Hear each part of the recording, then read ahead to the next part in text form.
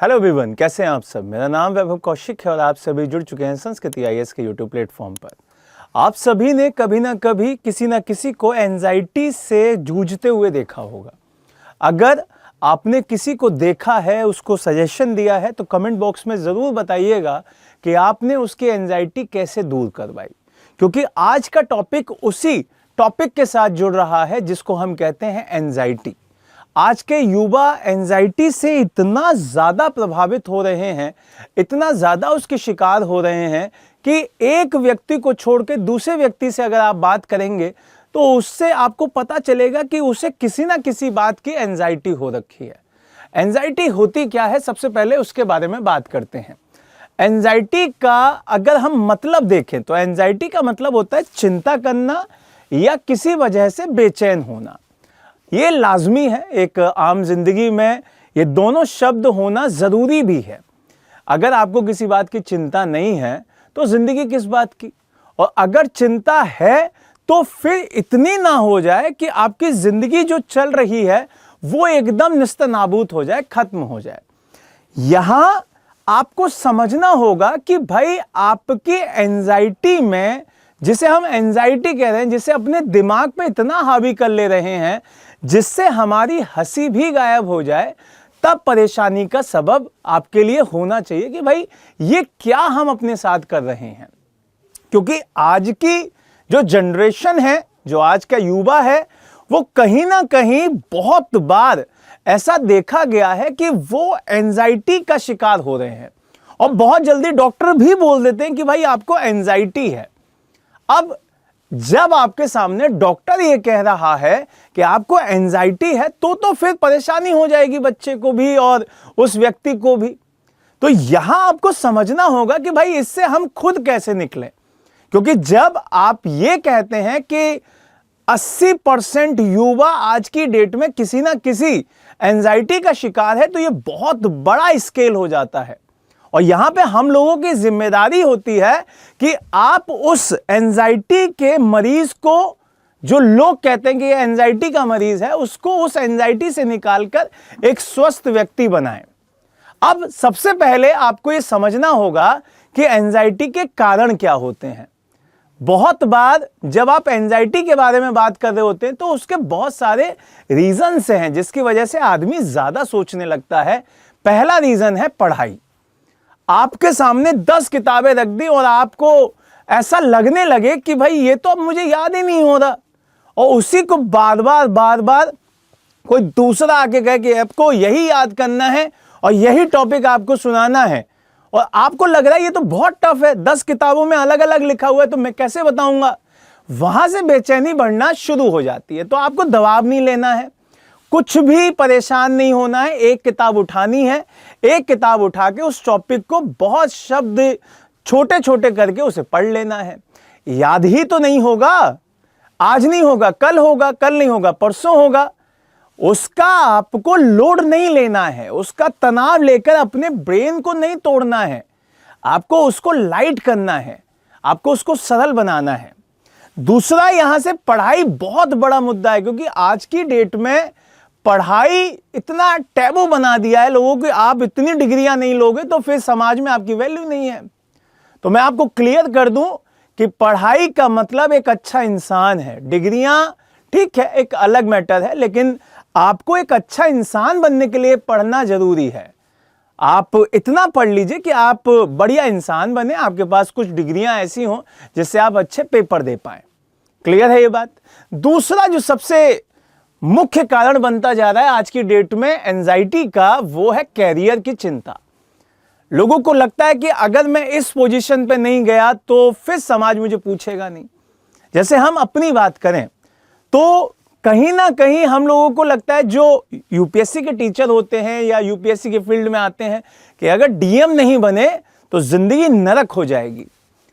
अब बहुत सारे बच्चे जो यूपीएससी की तैयारी करते हैं वो इसी एंजाइटी में है कि अगर डीएम एसडीएम नहीं हुआ तो मोहल्ले के वो उस वाले घर के अंकल हमको डीएम कह कह के मार देंगे।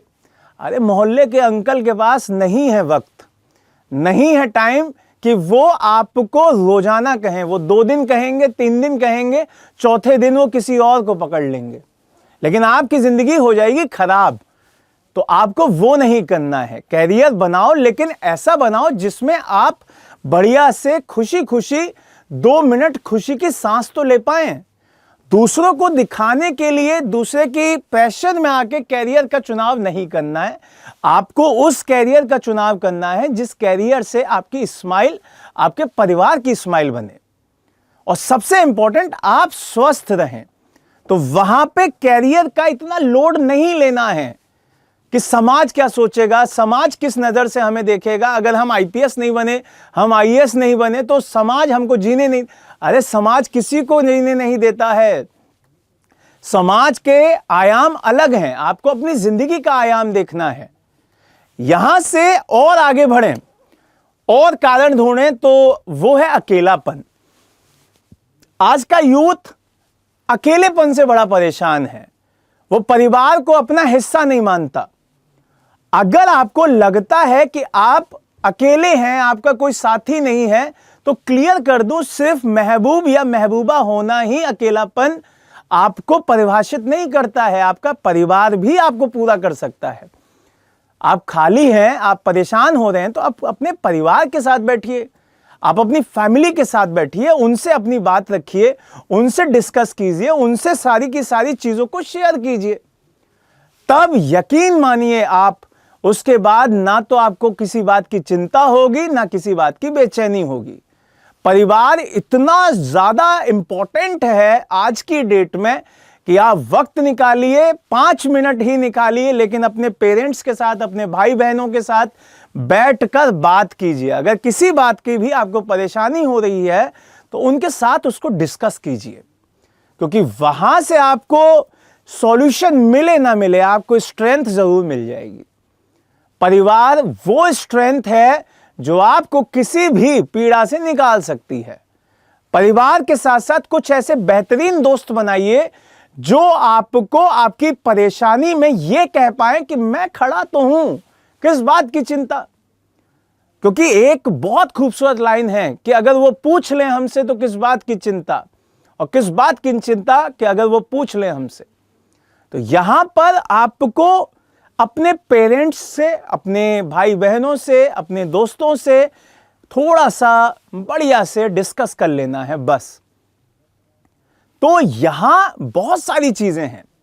एक सबसे इंपॉर्टेंट मुद्दा आता है सोशल मीडिया का, जिससे आज की जनरेशन इतना ज्यादा नेगेटिव होती जा रही है कि अगर 5 मिनट वो थोड़ा सा भी डिप्रेस हो जाए, थोड़े से नंबर कम आ जाए, किसी से लड़ाई हो जाए, तो वो सारा का सारा हमारी कॉल से, हमारी बातों से, वो सब स्पीकर से जाता है, और वहां से आपकी फीड वैसी ही आने लगती है कि भाई मातम छा गया हो जैसे, मान लो। और फिर लगता है कि यही तो जिंदगी है, यही तो नरक है। तो वहां से सोशल मीडिया से भी बचें। जब आपके फीड में नेगेटिव रील्स आने लग जाएं तो ऑन द स्पॉट उसे अनइंस्टॉल कीजिए और दोबारा से बढ़िया बढ़िया गाने सुनिए, बढ़िया से दोबारा से रीइंस्टॉल कीजिए, अपने आप फीड बढ़िया हो जाएगी। तो यकीन मानिए ये सारा का सारा मसला यहां का है दोस्त। किसी दवाई की जरूरत नहीं होती है, और सबसे ज्यादा ये अनहेल्दी फूड। आप 5 दिन पुराना एक आलू की टिक्की रखा हुआ बर्गर खा रहे हैं, आप 20 दिन पुराने आलू जो कटे हुए हैं फ्रेंच फ्राइज खा रहे हैं, तो कैसे आपकी विचारधारा बढ़िया एकदम फ्रेश होगी। तो नहीं खाना है, खाना है कभी कभार खा लीजिए, घर पे बना के खा लीजिए, लेकिन रोजाना नहीं खाना है। तो ये जो परेशानियां हैं, जो ये डिप्रेशन है, जो ये एंजाइटी है, मात्र हमारी सोच है। मानता हूं बहुत लोगों को बहुत सीवियर हो जाता है, बहुत ज्यादा हो जाता है, तो वो होने के लिए एक लंबा समय चाहिए, और उस लंबे समय को क्यों आने देना है।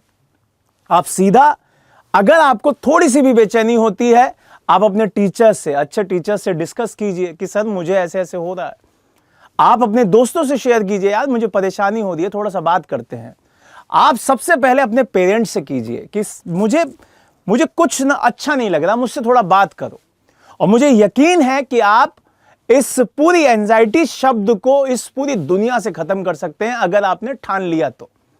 क्योंकि एक बहुत खूबसूरत लाइन है, उसको हमेशा याद रखिएगा, जो अपने आप से युद्ध नहीं जीत सकता वो किसी से युद्ध नहीं जीत सकता। तो पहले अपने आप से जीतिए, अपनी परेशानियों से जीतिए, उसके बाद इस पूरी दुनिया से आप खुद ब खुद जीत जाएंगे। तो हम दोबारा से जब मिलें तो ये कहते हुए मिलें कि आज हमारा दिन बहुत बढ़िया गया, जो थोड़ी बहुत भी परेशानियां थीं उसे मैं हैंडल आउट कर लूंगा, सुबह उसका सॉल्यूशन ढूंढ लूंगा, इसीलिए अभी मैं सुकून से सो जाता हूं। उस दिन के बाद देखिएगा कोई भी एंजाइटी आपको परेशान नहीं कर सकती। तो मुस्कुराइए, एंजाइटी को दूर भगाइए, एंजाइटी जैसे शब्दों को अपने आसपास भी भटकने मत दीजिए, क्योंकि वही इंसान परेशान होता है जो परेशान होने के लिए लोगों को आमंत्रित करता है, चीज़ों को आमंत्रित करता है कि मुझे परेशान करो। जब हमने मना कर दिया कि हमें नहीं चाहिए तो फिर नहीं आ सकता कोई। ठीक है, तो मुस्कुराइए और मुस्कुराते मुस्कुराते जिंदगी को इस कदर जिए कि यही है जो कुछ है। तो जय हिंद, जय भारत। नए टॉपिक के साथ दोबारा मिलेंगे।